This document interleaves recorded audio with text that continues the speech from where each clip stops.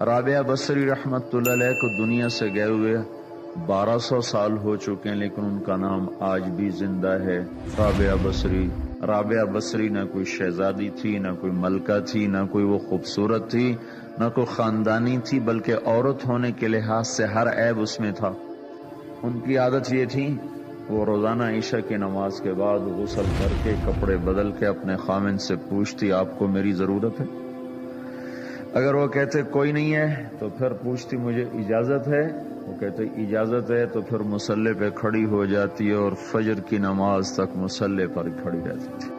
ان کا خامند جلدی فوت ہو گیا، جوانی میں ہی بیوہ ہو گئی۔ تو حسن بصری بصرہ کے امام، کیا سارے مسلمانوں کے امام تھے، وہ خود آئے، خود چل کے آئے کہ میں آپ سے شادی کرنا چاہتا ہوں۔ وہ کوئی شادی کا شوق نہیں تھا ان کو، وہ تو اولاد کے قابل نہیں، شکل صرف ان کی نیکی اور ان کا جو اللہ سے تعلق تھا، ان کو یہ لالچ ہوا کہ یہ میری بیوی ہو جائے تو اس کی طفیل شاید میری بخشش ہو جائے۔ تو ان کے پاس آئے، کہنے لگے رابعہ میں آپ سے شادی کرنا چاہتا ہوں، خود پیغام لے کر آئے۔ تو انہوں نے فرمایا میری 4 باتوں کا جواب دے دو تو میں شادی کر لیتا۔ کہنے لگے کیا؟ کہ یہ بتاؤ میں جنتی ہوں کہ دوزخی ہوں؟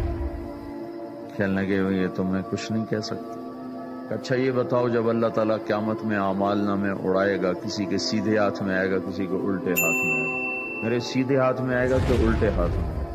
کہنے لگے یہ بھی کچھ نہیں بتا سکتا۔ کہنے لگے اچھا یہ بتاؤ جب اللہ نیکیوں کو تولے گا، کسی کی نیکیاں بڑھ جائیں گی، کسی کے گناہ بڑھ جائیں گے، میرے گناہ زیادہ ہوں گے نیکیاں زیادہ ہوں گی؟ کہ یہ بھی نہیں بتا سکتا۔